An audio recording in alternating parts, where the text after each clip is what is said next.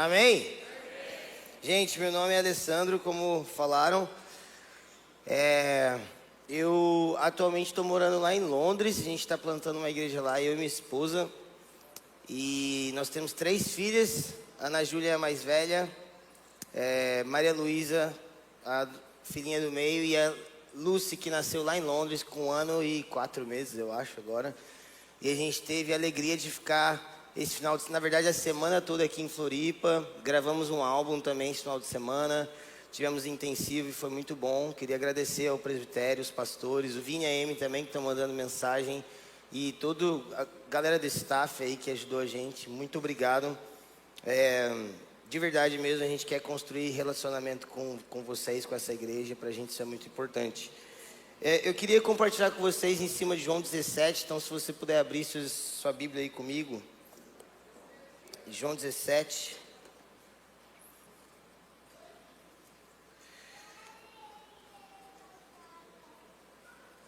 Gente, eu gosto muito de culto de domingo de manhã. Se eu morasse na praia, então, domingo de manhã vem pro culto, depois tem o dia inteiro, né? Só pra...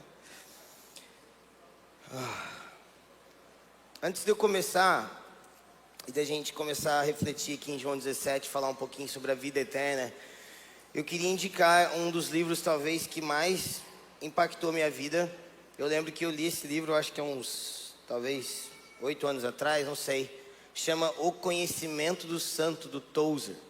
Esse livro está lá atrás na lojinha de vocês lá. Mais de 500 mil cópias vendidas. Gente, sinceramente, muito do que eu vou falar aqui tem influência desse livro. Eu acho que muito do que todos nós falamos tem influência desse livro. E se você quer crescer no conhecimento de Deus, quer crescer na revelação dos atributos de Deus, esse livro é um começo assim maravilhoso para você. Um começo maravilhoso até para você começar a aplicar em todas as áreas da sua vida. Tem um outro livro. Cadê o Mike? Ô Mike, como é que chama aquele livro daquele cara de Atlanta? Que ele fala sobre... Como é que ele chama mesmo? Aí depois que você lê esse, tem um livro que chama O Conhecimento de Deus, Billy Humphrey. Só escreve Billy que você vai achar. Então lê esse aqui e depois O Conhecimento de Deus. Então esse aqui vai te dar uma base teológica não tão complexa, dá para todo mundo ler. E depois você vai para aquele lá que ajuda você a aplicar o conhecimento de Deus na criação dos seus filhos, na sua vida comum e por aí vai. Gente, coração, muito do que eu vivo e ensino está nesse livro aqui. Queria indicar para vocês uma coisa que a gente fala bastante lá na nossa igreja One, é leitura. Nós somos o povo do livro. Se nós decidimos seguir Jesus, o nosso Deus deixou para a gente uma literatura chamada Bíblia. Amém? Conhecer a Deus, o nome do livro do Billy, ok? Amém? Estamos felizes? Tá mesmo? Cutuca alguém do seu lado, bem coisa de crente. Cutuca alguém assim, você está feliz? Amém? Gente, crente pode ser feliz, viu? Amém. Vamos ler João 17, versículo 1. Tendo Jesus falado estas coisas, levantou os olhos ao céu e disse: Pai, é chegada a hora, glorifica teu Filho, para que o Filho te glorifique a ti. Assim como lhe conferiste autoridade sobre toda a carne, a fim de que ele conceda a vida eterna a todos o que lhe deste. E a vida eterna é essa, que te conheçam a ti, o único Deus verdadeiro, e a Jesus Cristo, a quem enviaste. Vamos orar rapidinho. Espírito Santo, essa reunião depende de você. Espírito de Deus, os nossos corações dependem da sua liderança. Sem a sua presença aqui, nós não conseguimos compreender as Escrituras. Opera no nosso interior. Senhor Jesus, muda as nossas vidas hoje. Nós nunca mais queremos ser os mesmos. Em teu nome, amém. Gente, sem dúvida nenhuma, João 17 é o texto favorito nas escrituras, é o texto talvez que eu mais preguei na vida, assim. E é o texto que talvez embasou tudo que eu faço, as canções que eu escrevo, praticamente todas assim foram tocadas por esse texto. A nossa igreja chama Igreja One, ou seja, Igreja 1, por causa de João 17, por causa da oração de Jesus em João 17. E eu estava conversando um pouquinho com o Vini, eu estava perguntando para ele, porque como eu sou pastor local, toda vez que eu vou pregar numa igreja local, principalmente no domingo, eu tento entender o que essa igreja está vivendo, né? O que essa igreja tem pregado, o que essa igreja, o que o Espírito está comunicando nesse tempo, assim. E o Vini compartilhou algumas coisas, e aí eu estava orando, assim, e eu queria muito, talvez, dividir com vocês aqui o que nos motivou como Igreja One desejar ser uma igreja que tem como ênfase e espinha dorsal a vida de família e discipulado. E às vezes, quando nós começamos a viver a vida da igreja, ou quando nós começamos a frequentar uma igreja evangélica, assim, uma igreja cristã, nós começamos a departamentar as coisas. Ou seja, bom, se nós precisamos de evangelismo, vamos levantar 5 jovens para liderar o evangelismo. E se nós precisamos de sala de oração, levanta 10. Se nós precisamos de não sei o quê. E a gente começa a departamentar tudo. Mas, na minha humilde opinião, isso funciona muito bem. Mas, em algum momento, vai faltar vida. E nós não vamos conseguir congregar todo o povo de Deus. Toda essa... Olha quanta gente aqui. Nós não vamos conseguir, nós como um só povo, nos reunirmos diante do propósito de sermos uma igreja. Para mim, a chave do que nós estamos tentando construir, não só como igreja, mas como indivíduos, encontra sentido e propósito no conhecimento de Deus. Encontra sentido e propósito na fome e desejo de conhecermos a Cristo e conhecermos quem Ele é profundamente. Então Jesus aqui em João 17, Ele está orando. Jesus não está pregando um sermão, Ele está literalmente orando. João 17 obviamente é entre João 16 e João 18. Então desde ali de João 13, João 14, Jesus começa a se despedir de seus discípulos. Ele tinha passado então 3 anos de ministério fervoroso, pregando, curando enfermos, ressuscitando mortos, pregando o reino de Deus, pregando o evangelho das boas novas. Mas aqui em João 13, 14 ele começa a se despedir e principalmente começa a falar sobre o Espírito, que o Espírito não deixaria esses irmãos órfãos, eles não estariam órfãos. João 16 ele enfatiza sobre o outro Consolador que viria. E finalmente em João 17 então, alguns chamam de a oração sacerdotal de Jesus. E ele começa a orar diante do Pai. E ele começa a declarar o desejo dele por aqueles que viriam a seguir ele. Em João 18 finalmente ele sua sangue, ele é o Getsemane, o famoso versículo que a gente conhece. Mas olha aqui, o que Jesus nos diz? A vida eterna é essa, que te conheçam a ti, o único Deus verdadeiro, e a Jesus Cristo a quem enviaste. Jesus Cristo não te deu apenas uma vida eterna, no sentido de muitos anos de vida. Nós precisamos nos perguntar que vida eterna é essa que Jesus nos deu. Você que está aqui hoje, você nasceu de novo. E isso determina se você é salvo ou não. O que determina aqui hoje nessa sala, mesmo que você participe de todos os estudos bíblicos, mesmo que seu filho fale aleluia na hora da janta, mesmo que vocês se reúnam para orar, mesmo que você seja dizimista fiel, o que diz hoje nessa manhã, se você é salvo, não é a sua capacidade de performar uma vida evangélica, ou seja, a sua capacidade de ser um bom crente. A roupa que você veste, o aleluia que você fala, a canção que você canta. O que diz que eu e você somos salvos nascemos de novo pelo Espírito. Nascemos de novo pela obra redentiva de Jesus. Estamos vivos? E aqui, gente, isso aqui não é o beabá da vida cristã. Isso aqui é o A a Z da vida cristã. Muitas vezes nós estamos tentando empurrar a nossa vida em direção a uma vida mais fervorosa. A gente quer empurrar a nossa vida em direção a uma vida de discipulado. Por exemplo, você converteu faz 2 anos. Se converteu, né? Vamos ver. Tem que perguntar. E aí nós vemos milhares de teólogos de internet discutindo como o discipulado tem que ser feito na igreja. E nós vemos milhares de pessoas discutindo como a vida de igreja tem que acontecer. E nós estamos empurrando a nossa vida em direção a uma vida fervorosa no Espírito, uma vida fervorosa de oração, uma vida fervorosa de pregação nas ruas. E isso tudo é maravilhoso, mas a pergunta é: existe em nosso coração convicção da obra redentiva de Jesus? Existe em nosso coração convicção de que somos aceitos e amados por Deus, apoiados na obra redentiva de Jesus, no Evangelho e não nas nossas obras?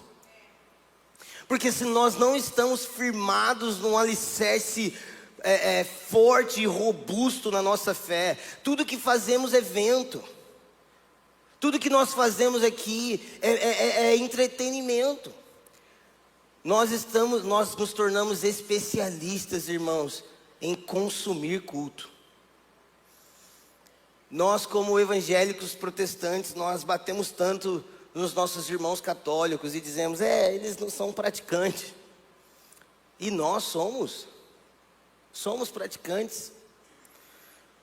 A pergunta que os primeiros versículos de João 17 estão fazendo é basicamente a pergunta que a gente pode puxar assim na sua Bíblia: o que é vida eterna? Que vida é essa que Jesus veio me dar? Jesus foi enviado pelo Pai a fim de nos reconciliar com Deus e nos dar vida eterna. Que vida eterna é essa, gente? Que salvação é essa? Você precisava ser salvo? Eu precisava ser salvo? Deixa eu compartilhar um pouquinho a respeito de mim. Eu sou o primeiro cristão evangélico da minha família. E eu me lembro que a primeira vez que alguém falou para mim assim, que Jesus morreu há mais de 2000 anos atrás para me salvar, eu falei assim: não faz sentido nenhum. Eu estou bem, eu não preciso ser salvo de nada. Mas do que nós precisamos ser salvos, irmãos? Do que você precisa ser salvo e do que eu preciso ser salvo? Aí a resposta pode ser: não, eu preciso ser salvo porque eu tenho uma enfermidade grave. Eu preciso ser salvo porque meu filho está se perdendo. Eu preciso ser salvo porque eu estou nas drogas. Eu preciso ser salvo por causa disso ou daquilo. Irmãos, existe uma doença muito mais profunda do que essa. A gente está vivo aqui hoje. E a doença não existe nenhuma capacidade em você de chegar diante de Deus e falar assim: Deus, eu estou aqui diante do seu trono santo, imaculado, incomum, perfeito, e eu consigo olhar para você, Deus, e dizer: eu mereço estar aqui. Porque, irmãos, a pergunta é: se você se compara a mim, você é um cara muito bom. Porque se você me conhecesse para além dos palcos, você veria que eu sou um pecador. Então, quando a gente se compara entre a gente, nós estamos muito bem. É aquela coisa assim: você toca violão muito bem se você se compara a uma pessoa que não toca nada. Mas se você começa a tocar violão do lado do, sei lá, João Gilberto, quem não sabe o que está em pecado. Do lado do João Gilberto, você vai falar assim: meu Deus, eu não sei tocar violão. Então nos falta ponto referente. Então nós vemos para a igreja e nós nos comparamos com o patrão mais pecador que nós já tivemos na vida e fala assim: não, eu tenho uma vida perfeita, eu tenho uma vida boa, eu só preciso, meu filho, olha, você é jovenzinho, eu só preciso vir no culto, ser abençoado, para depois eu cuidar da minha empresa. Mas que vida eterna é essa que Jesus está nos prometendo e nos deu?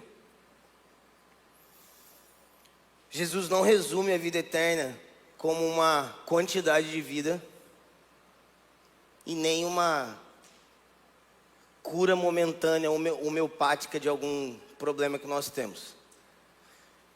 Irmãos, a boa notícia do Evangelho é que agora, por Jesus, você pode se apresentar diante do trono de Deus e dizer: Pai, eu estou aqui pelo teu filho e eu sou parte da sua família. E a vida eterna é essa, que te conheçam. Jesus resume então a vida eterna como conhecimento de Deus. Conhecer a Deus. E esse conhecimento, irmãos, não é um conhecimento meramente filosófico, intelectual. Não é uma boa informação. Esse conhecimento, ele é experiência, revelação, sabor, sentidos, vida. O verbo original aqui é gnosco, eu não sei como é que pronuncia isso, mas é conhecer por experiência. O Jonathan Edwards, ele vai falar no livro dele, eu esqueci o nome do livro, deixa eu ver se eu acho aqui.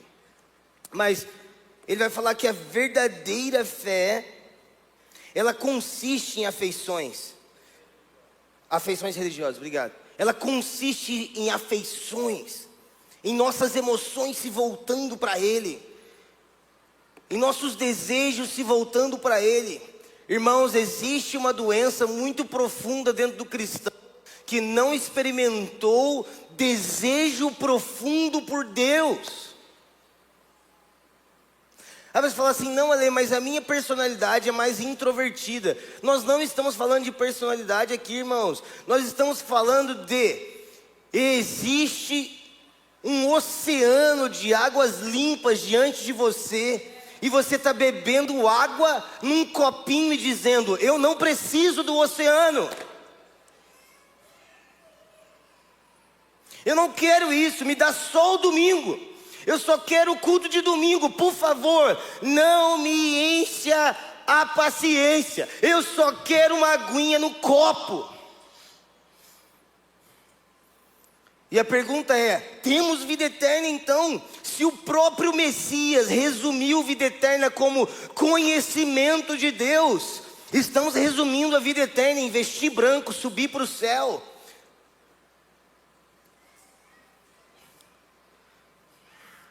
Citamos teólogos, citamos pregadores, citamos textos e textos e textos, fazemos conferências, lançamos novas canções. E no final das contas, nós só queremos fazer parte de uma igreja e poder colocar no nosso Instagram lá, @FHopChurch. Eu faço parte da igreja lá, canta Tu És, lá é. É isso, Jesus morreu para isso, gente. Cristo morreu para nos dar uma roupa bonitinha, a gente subir para o céu, virar anjo.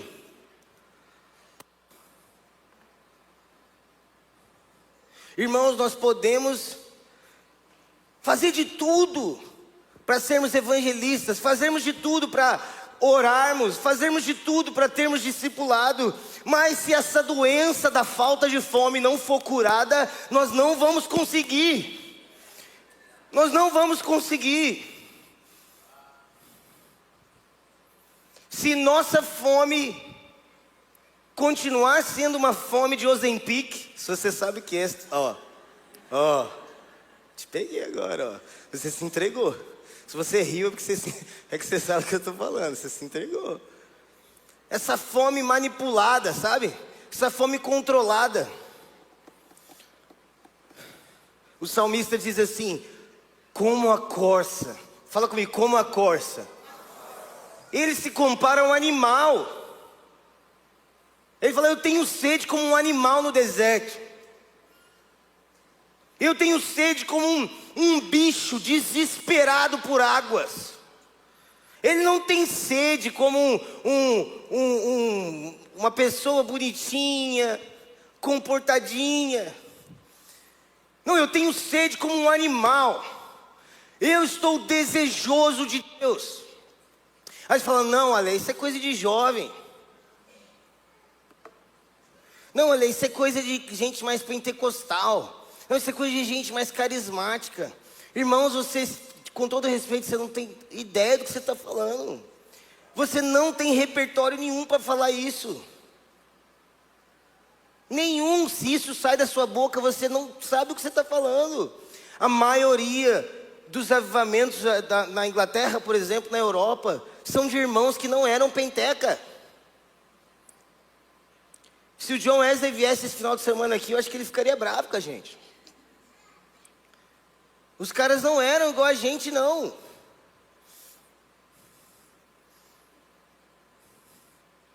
Jonathan Edwards era um irmão reformado. O Jonathan Edwards provavelmente iria nas conferências da presbiteriana e não nas nossas. Mas foi ele que escreveu: a verdadeira religião consiste em afeição.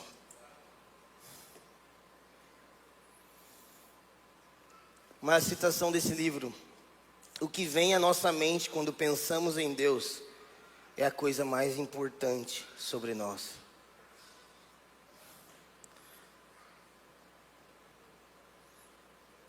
Estamos sendo ensinados a acordar de manhã, olhar para o espelho e falar assim: você consegue. Toma 3 pílulas de remédio, uma ducha gelada, seu shake de proteína, faz um post e pronto, você é um vitorioso. Olhe para você, valorize o seu tempo. Mas as escrituras estão nos ensinando: olhe para Ele. Olhe para Ele, tenha desejo dEle, tenha fome dEle. Irmãos, precisamos ser curados da nossa falta de fome. Vamos lá. Eu não posso fazer isso. Você não pode fazer isso. Essa pregação não pode fazer isso. Só Ele pode fazer isso. Precisamos ser curados da nossa falta de fome. Ali você está falando que todo mundo tem que ir para o ministério? Não. Eu só estou falando que todo cristão, todo filho de Deus foi chamado a ter uma vida faminta por Deus. Mas que Deus é esse então que as escrituras nos chamam a conhecer? Que Deus é esse que Jesus diz: a vida eterna é conhecer esse Deus. A vida eterna é conhecer esse Deus. O Senhor Deus é como um abismo tão profundo que você começa a cair nele e você nunca encontra um chão. Como Michel fala, eu amo isso, que traduz muito: é um pão que te dá mais fome, é uma plenitude que te esvazia, porque existe sempre mais. Os anjos estão ao redor do trono, irmãos, desde até a eternidade, e todos os olhos estão voltados para esse trono, observando cada movimento da majestade gloriosa sentada no trono, e todas as vezes eles ficam: quem é esse Deus? Ele é único, incomparável. Deus não tem falta de nada. Ele não sente falta de nada. Nunca houve um tempo em que Deus estivesse triste, vazio de si mesmo, vazio de propósito. Deus esteve sempre satisfeito. Deus esteve sempre feliz. Deus não criou a terra por uma necessidade. Deus não enviou o seu filho porque ele se sentiu sozinho e precisou te salvar. Deus é único, satisfeito, incomum, glorioso, majestoso. Irmãos, desde antes da eternidade, Deus é. E existe uma comunhão perfeita, que foi chamada de a comunhão do coração ardente, que eu não vou parar de usar isso nunca, inclusive, tá? Quem lê, entenda. A comunhão do coração ardente. O que isso significa? O pai olhando para o seu filho, o filho olhando para o pai, e o Espírito entre eles, o Espírito de amor. Deus é completamente satisfeito na sua relação trinitária. completamente feliz. Não existe nada que Deus ame mais do que seu filho. E não existe nada que o filho ame mais do que o pai. E o espírito de amor entre eles é o Espírito Santo. Deus é uma comunidade de si mesmo. O Deus que nós somos chamados a conhecer é uma família.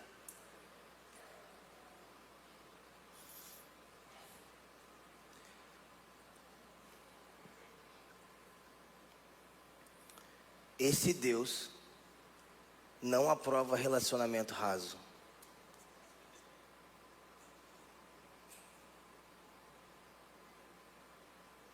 Porque esse Deus é relacional. Irmãos, esse é seu pai, né? Dá pra ver. Mas eu acho que tu parece mais ela, né? Sei lá. Vocês estão, tá bem? Bem? Vieram visitar? Ah, bom. Isso é bom. Oi? Ah, bom demais. Foi mal, gente. Infelizmente, eu tenho aqueles probleminha também que tá na moda. Volto. Tem uns outros aí também, mas ainda não tá na moda. Quando tiver, a gente fala. Perdi completamente.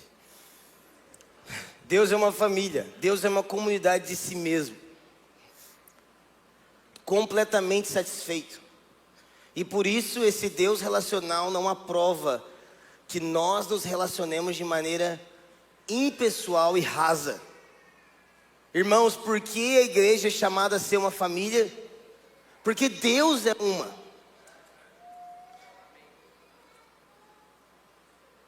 Porque nós somos chamados a ser profundos em relacionamento. Eu não sei quantas pessoas tem aqui, sei lá, 700, 600, 500, sei lá.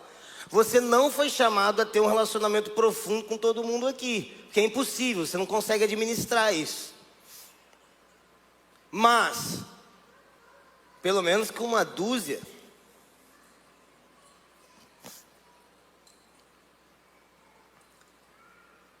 nós viramos especialistas em estarmos ocupados, gente.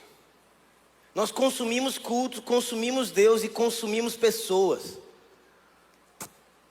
Estão vivos ainda?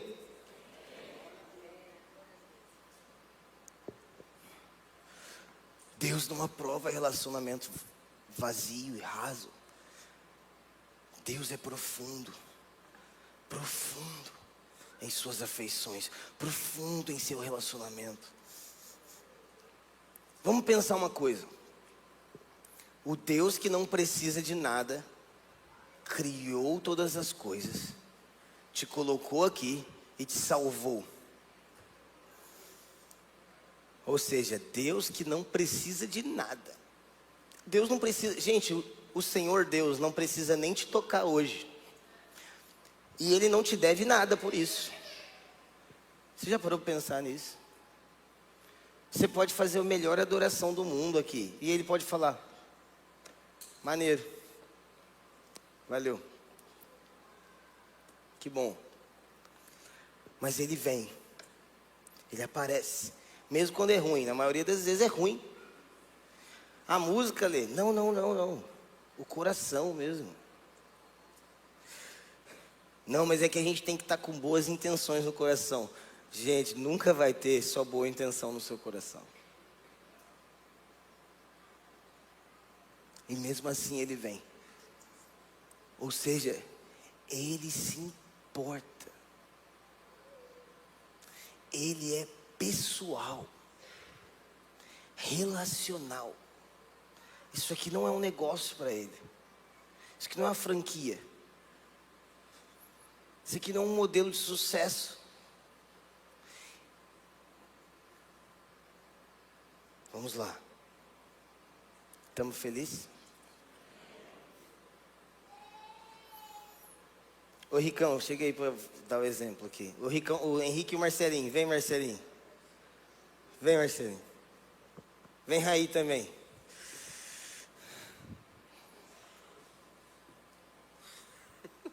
A gente vai fazer um teatro aqui, pode ser? Vamos aplaudir o Henrique? A Marcelinha é lá da igreja de São Paulo e o Raí era da igreja de Juiz de Fora, agora está congregando aqui. Vamos fazer o seguinte, você quer ser o pecador, você quer ser Jesus, você é pecador. Então fica lá longe. Pelo menos o seu personagem é fiel, né? É fiel. Você quer ser Jesus, você quer ser o pai? Pode escolher. Você vai ser o pai, eu acho que você tem mais tamanho para ser pai. E você é Jesus, tá com cara de Oriente Médio, vai. Estamos aqui? Vocês estão comigo? Beleza. Você é o Henrique. E eu também. Pecadores. Mano, tenta fazer silêncio.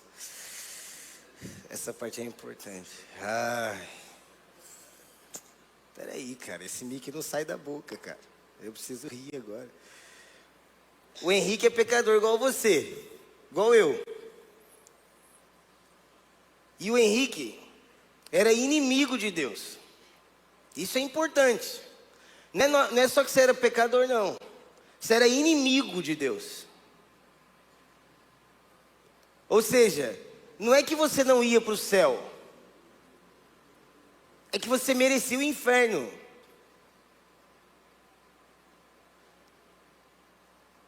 Então você não ia ficar aqui no meio, aqui, ó. Ah, eu não tenho nada a ver com isso, não. Não.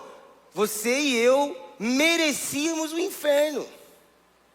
Merecíamos viver uma vida eterna sem Deus.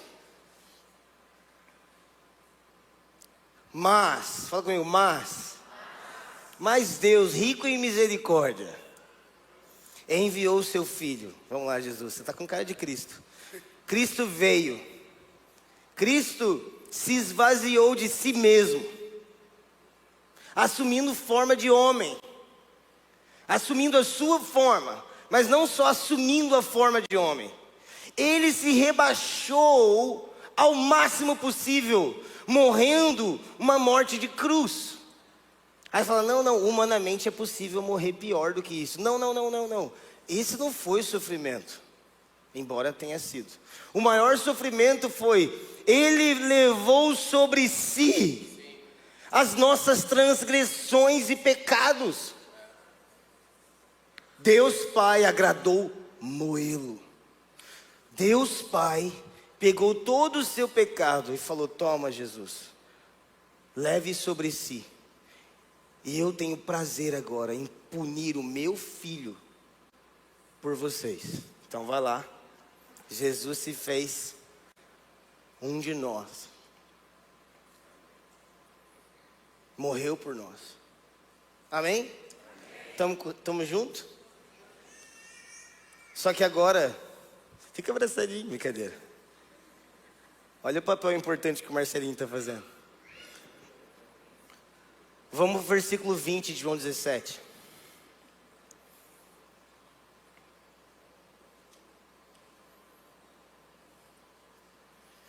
Não rogo somente por estes, mas também por aqueles que pela sua palavra hão de crer em mim, para que todos sejam um, como tu, ó Pai, o é em mim e eu em ti, que também eles estejam em nós, para que o mundo creia que tu me enviaste. Ponto.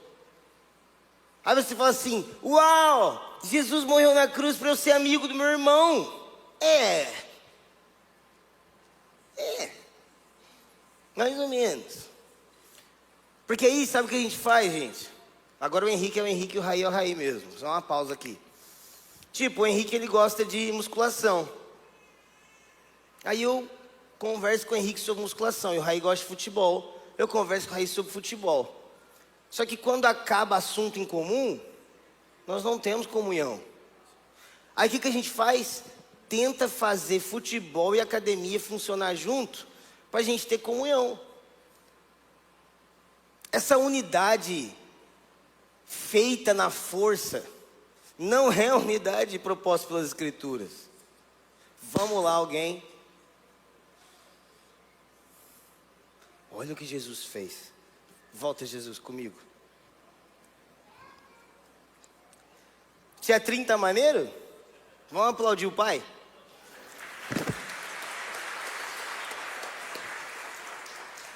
Jesus disse o seguinte: faz ele ser um, Pai, como eu era contigo. O Pai e o Filho, que desfrutam desde a eternidade até a eternidade, de intimidade profunda, de comunhão profunda, eterna e perfeita. Quando Jesus ressuscita dentre os mortos, o que ele faz? Vem, Henrique.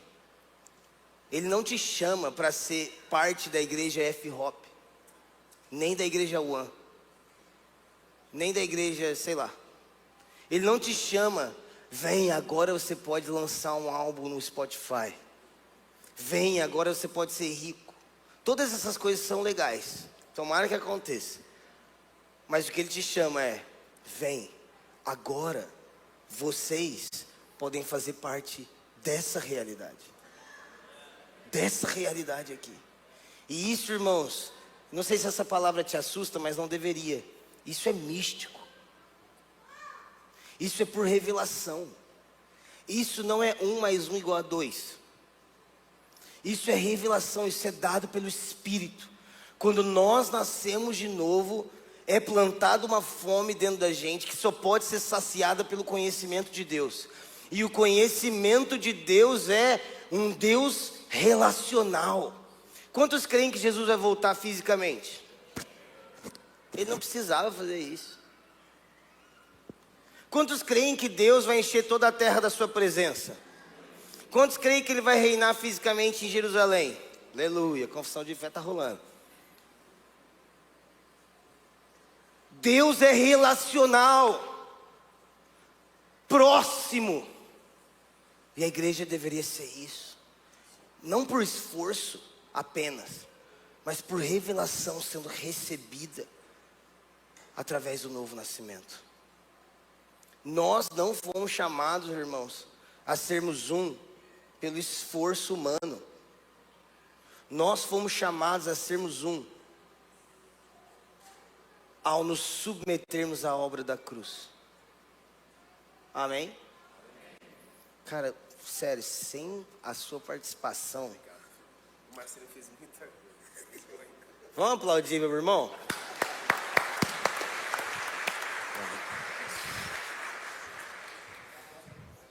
A gente está caminhando para os nossos próximos 5 minutos para terminar.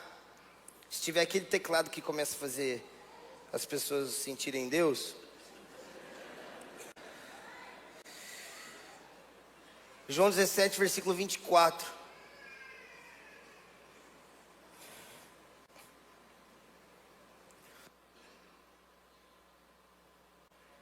Pai, a minha vontade é que onde eu estiver, estejam também aqueles que me deste, para que vejam a minha glória que me deste, porque tu me amaste antes da fundação do mundo. Pai justo, o mundo não te conheceu, mas eu te conheci, e estes conheceram que tu me enviaste. Eita.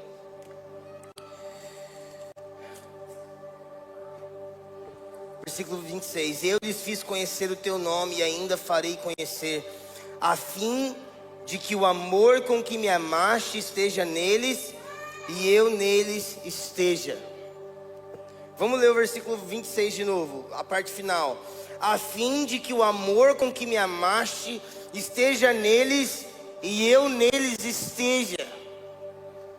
Irmãos, o mesmo amor que o Pai ama e amou o Filho Jesus, Ele derrama sobre nós.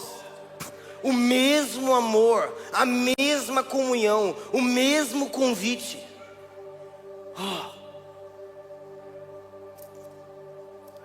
Nós não somos órfãos. Nós não somos carentes. Nós não somos abandonados ou esquecidos por um Deus completamente distante. Veja bem, a santidade de Deus o faz ser completamente separado e único.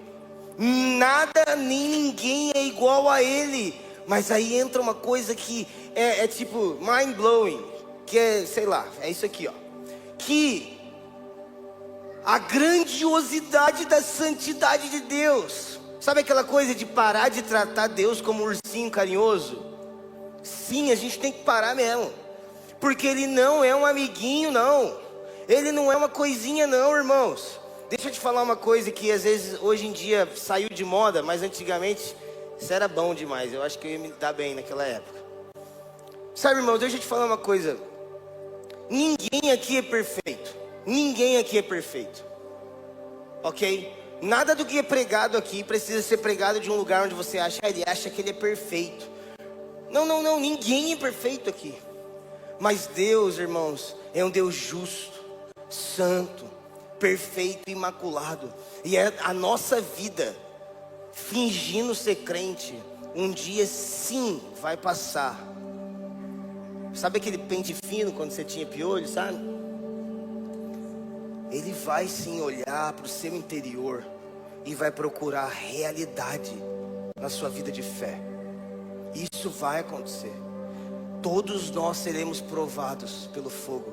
Todos nós, como diz 1 Coríntios 3, o fogo de Deus vai ver se era palha, se era feno, se era pedra preciosa.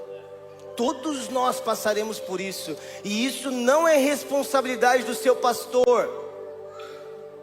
A falta de fome no seu interior não é culpa de ninguém. A falta de desejo de conhecer a Deus não é culpa de ninguém. Ah não, Ale, é que eu sou muito jovem. Balela. Ah não, é porque eu já sou muito velho, não tenho tempo para isso não. Não tem tempo para quê? Para conhecer a Deus. Billy Graham morreu e perguntaram para ele: o que você faria diferente? Ele: eu leria mais a minha Bíblia. Pelo amor de Deus, gente, se isso não mexe com você, dá vontade de pegar meu violão e quebrar aqui, de tão desesperado que eu fico quando eu ouço esse tipo de coisa. Eu estava vendo agora, antes de vir, o testemunho de um pastor de 90 anos, tremendo assim, o olhinho dele até caindo, velhinho. Ele falando para tipo a mocidade, né? Aquelas igrejas bem tradicionais, falando para a mocidade: se eu voltasse atrás, eu teria só orado mais, buscado mais.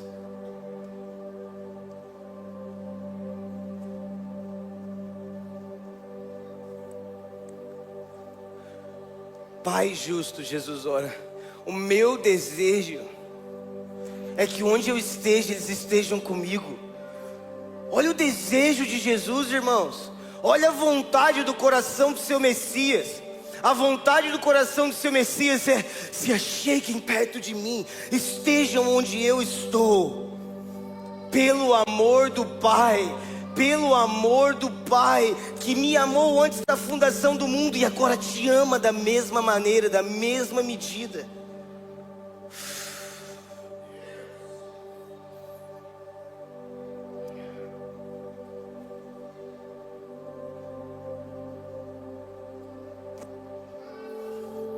Sem fome, irmãos, não dá. Nós precisamos ser batizados com santo desespero. Santo desespero. Sem fome a gente não consegue. A gente não dá.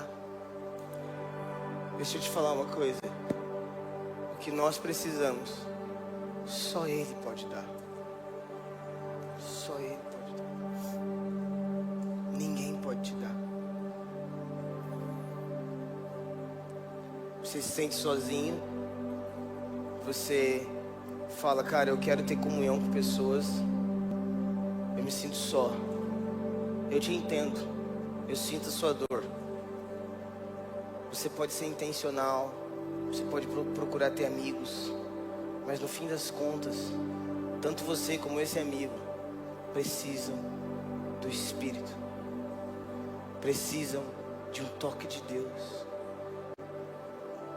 E sabe, irmãos, eu e o Henrique, por exemplo, a gente é amigo há 10 anos já.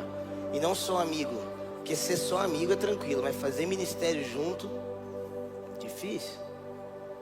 Nós já brigamos tantas vezes, discutimos tantas vezes. No final das contas, o que faz a gente continuar junto? É o amor que eu tenho pelo Rick?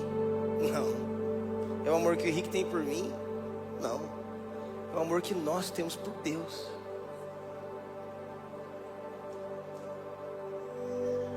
Sem fome, genuína por Deus.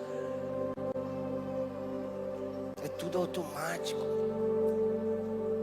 É tudo na força do braço, sabe? Tudo fica pesado. Se você quiser ficar de pé comigo.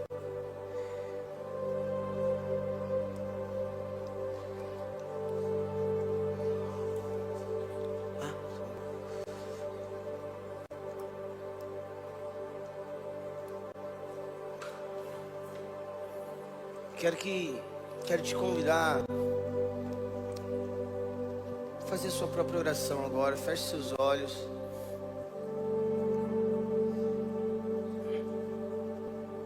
Eu tentei ao máximo manter a coisa simples, assim, objetiva pra gente, porque realmente não é a intenção de pregar uma coisa maravilhosa, sabe? Mas que nós, como irmãos aqui nessa manhã, a gente se achegue diante de Deus e diga: Pai, batiza-me com desejo de viver uma coisa real. Quero te conhecer. Quero te conhecer. Se você puder levantar sua voz, abrir sua boca, fazer sua própria oração.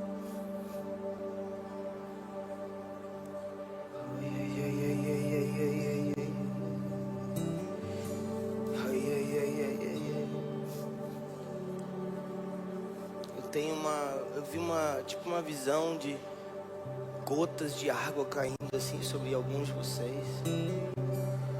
Deus está batizando o nosso interior com lágrimas.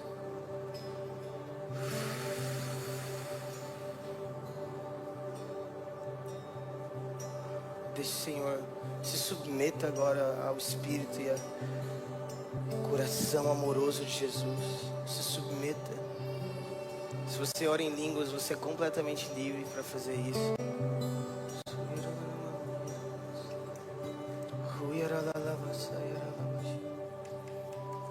Espírito Santo, batiza-nos com fome nessa manhã.